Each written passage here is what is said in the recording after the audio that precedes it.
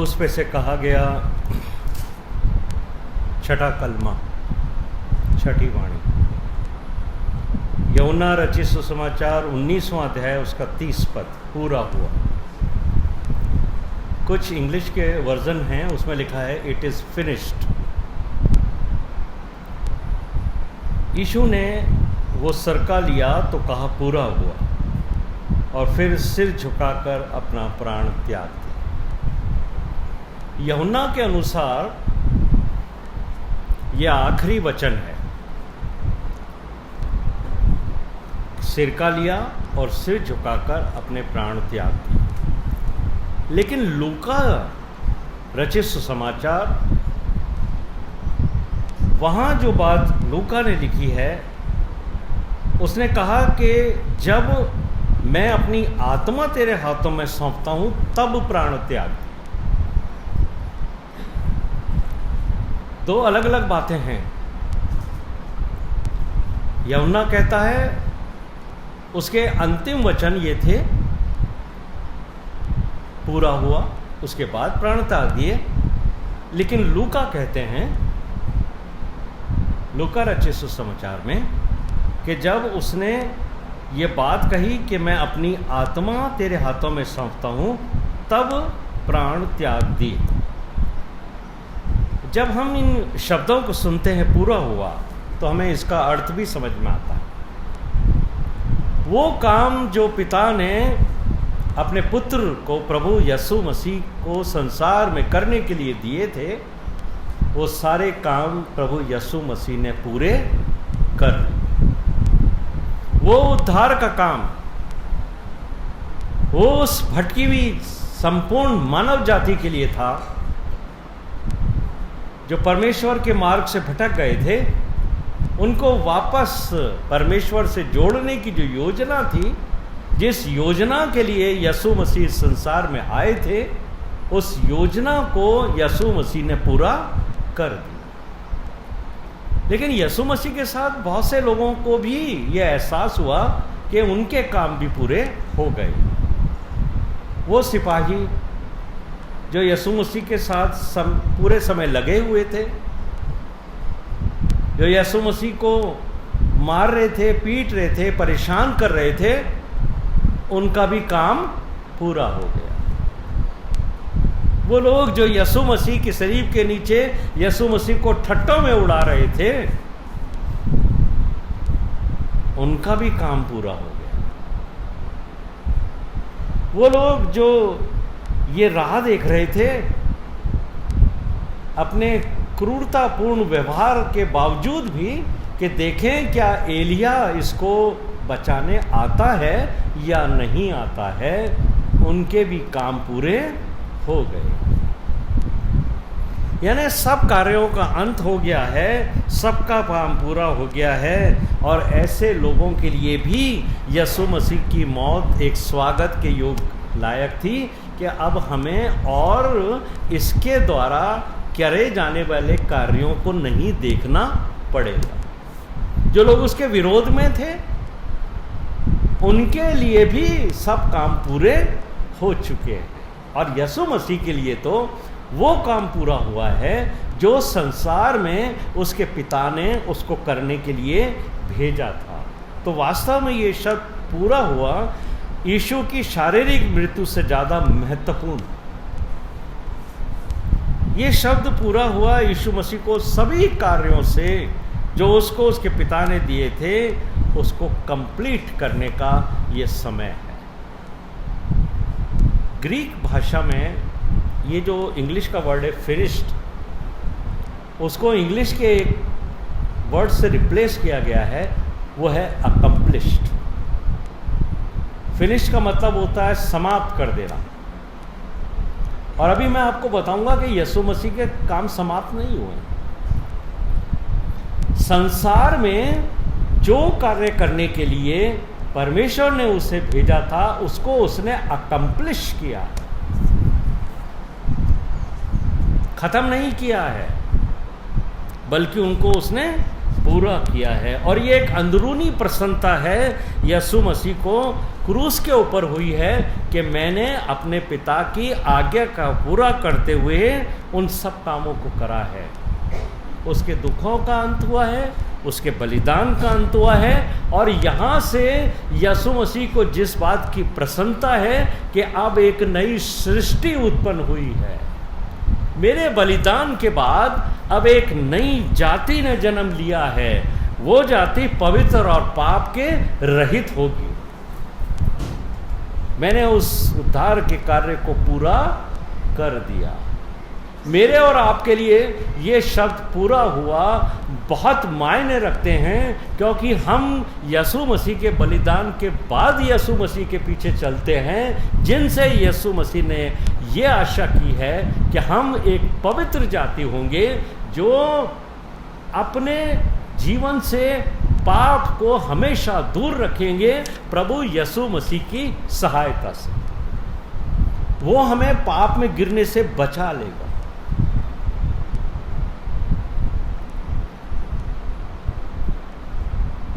यीशु मसीह क्यों आए थे संसार में? वो मेरा और आपका क्या है? वो हमारा उद्धार करता है। क्या कहा था फरिश्तों ने मरियम से? कि वो एक सेवियर आने वाला। किसकी राह देख रहे थे? एक उद्धारकर्ता की, एक सेवियर की। Christ is my saviour.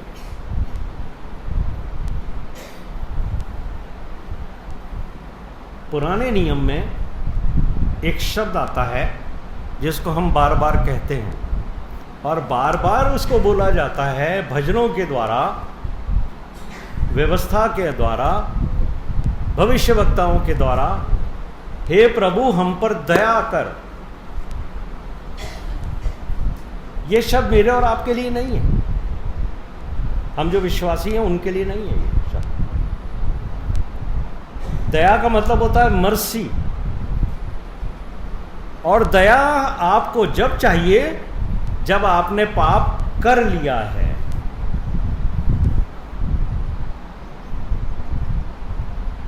बड़ा अजीब सा लगता है ये सुनकर। जब एक मनुष्य पाप कर लेता है तब वो परमेश्वर के सामने जाकर दया के लिए गिड़गिड़ाता है। जैसे एक अपराधी के लिए मर्सी अपील की जाती है राष्ट्रपति के बाद, जिसको प्राणदंड दे दिया जाता है कोर्ट से, तो क्या कहते हैं? दया की अपील की गई। अगर यीशु मसीह मेरा और आपका उद्धार करता है, जिसको मैं और आप कहते हैं सेवियर,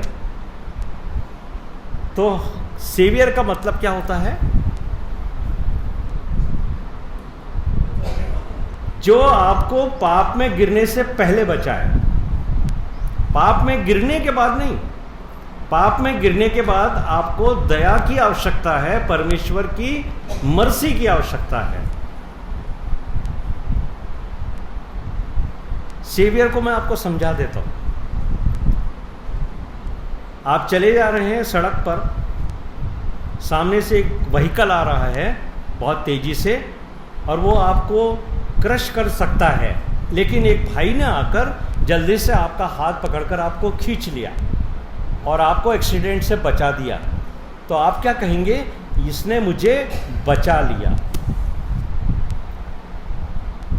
वो आपका सेवियर है, उसने आपको एक्सीडेंट से होने से पहले बचा लिया है। तो यीशु मसीह हमारा सेवियर है, वो हमें पाप में गिरने से पहले बचाता है, इसलिए वो सेवियर है। अगर आप पाप में गिर जाते हो तो फिर यीशु मसीह आपका सेवियर नहीं है, फिर तो पुराने नियम के परमेश्वर आपको दया और मर्सी के लिए आपको उसके पास जाना पड़ेगा। समझने के लिए थोड़ा सा मुश्किल हो सकता है, लेकिन यीशु मसीह कहते हैं मैं इसलिए आया हूं कि यदि तुम मेरी आज्ञाओं के अनुसार चलोगे तो मैं तुम्हें पाप में गिरने से पहले बचा लूंगा। इसीलिए यीशु मसीह ने कहा था कि यदि तुम्हारी आंख तुम्हें धोखा देती है तो उसे अपने पास से निकालकर फेंक देना, ताकि वो आंख तुम्हें नरक की आग तक ना ले जाए। यीशु मसीह ने यही कहा था। मैं तुम्हें पाप में गिरने से पहले बचाऊंगा। वो है सेवियर। पापों की क्षमा तो हमें ओल्ड टेस्टमेंट में भी मिलती थी, फिर यीशु मसीह को आने की क्या जरूरत थी? पाप करते और आपको परमेश्वर क्षमा देता था। आज आप पाप करिए फिर क्षमा देता। लेकिन यीशु मसीह इसलिए आया ताकि हम अनुग्रह पाएं और सच्चाई पाएं। यीशु मसीह के पास आने वालों को वो ग्रेस देता है, अनुग्रह देता है। आपकी और मेरी कोई योग्यता नहीं है, लेकिन हम यीशु मसीह के अनुग्रह में आने की वजह से पाप में गिरने से पहले बच जाते। यीशु मसीह ने वो काम किया जो उसके द्वारा इस संसार में करने के लिए परमेश्वर ने भेजा था कि तू मेरे लोगों को पाप में गिरने से पहले बचाना, उनको वो शिक्षा देना जिससे वो पाप करने से पहले ही बच जाए।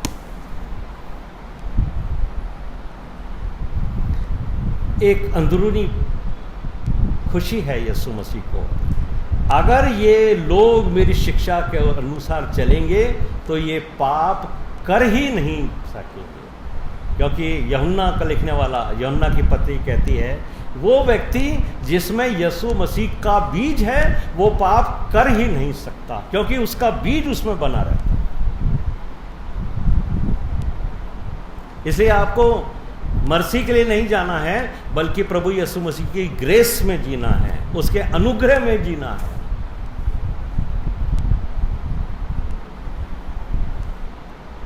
क्योंकि अब एक नई जाति यीशु मसीह में जन्म ले चुकी है, जो पवित्र है और पाप से रहित है। पूरा हुआ जो मनुष्य को पाप से छुड़ाने की जो परमेश्वर की योजना थी वो पूरा हो गया, और जो वचन भी पूरा हो गया जो व्यवस्था विवरण 18:18 में कहा गया है। व्यवस्था 18:18 में क्या कहा गया है? मैं उनके लिए उनके भाइयों के बीच में से तेरे समान एक नबी को उत्पन्न करूंगा और अपना वचन उसके मुंह में डालूंगा, और जिस जिस बात को मैं उसे आज्ञा दूंगा वही वो उनको कह सुनाएगा। यानी यीशु मसीह के मुंह से जितनी भी आज्ञाएं और बातें निकली, यीशु मसीह ने कहा था ये मैं अपनी ओर से नहीं कहता, बल्कि मैं अपने भेजने वाले की ओर से कहता हूँ। इसलिए यीशु मसीह ने उन कामों को पूरा किया जो परमेश्वर ने उसे करने के लिए भेजे थे। पूरा हुआ। ये वो संदेश है, ये वो महान संदेश है कि परमेश्वर ने अपने लोगों को पाप से छुड़ाने के कार्य को पूरा कर लिया।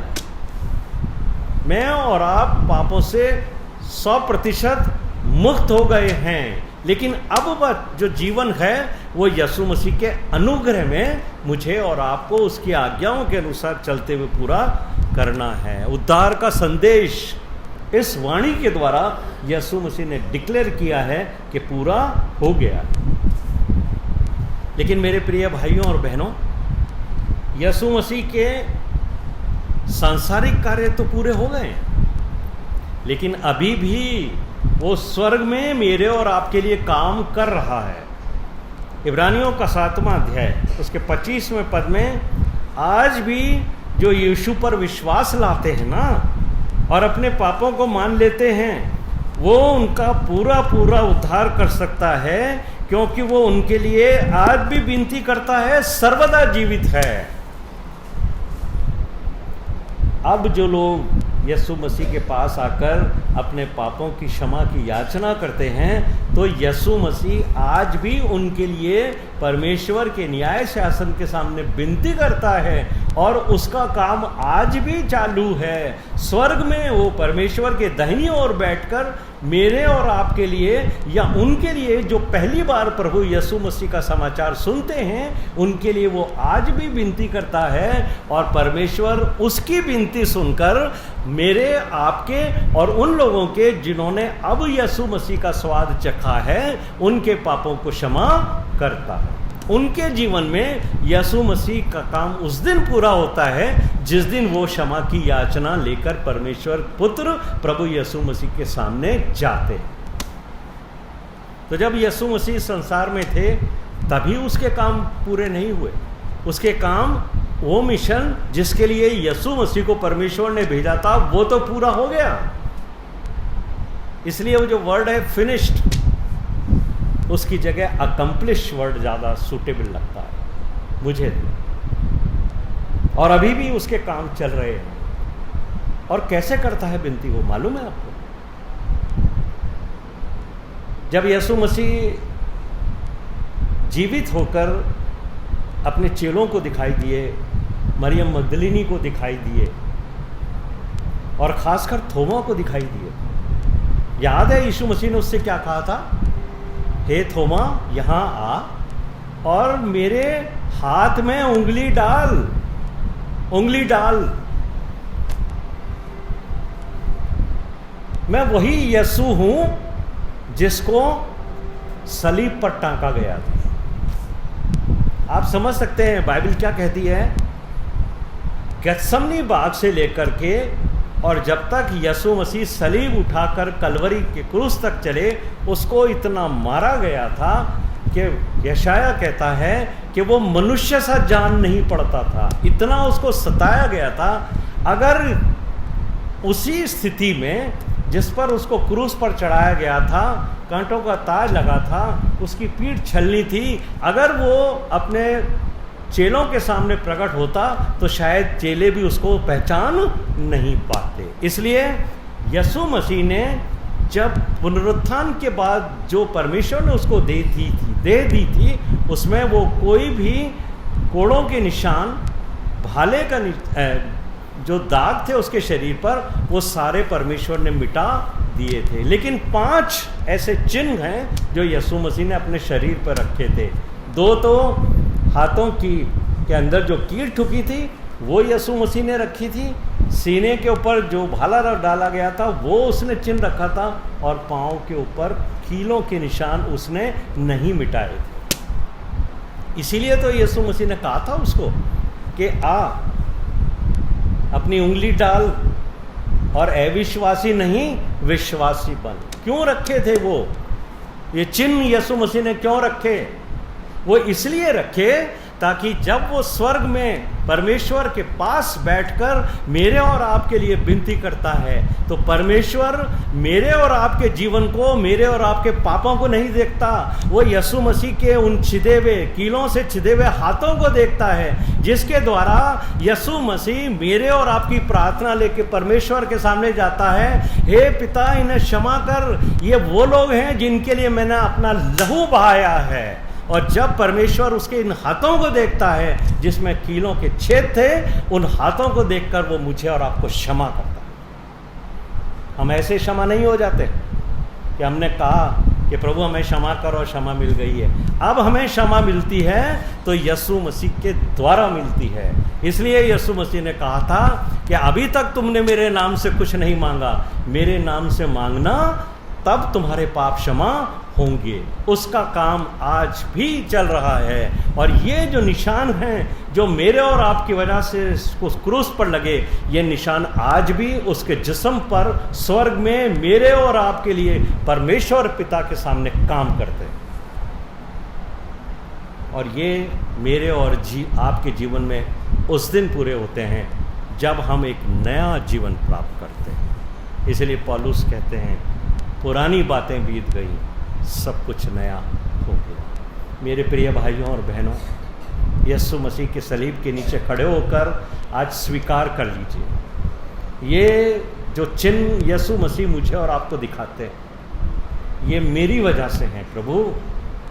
ये मैं हूँ जिसकी वजह से आज भी आपको ये चिन्ह अपने शरीर पर रखने हैं।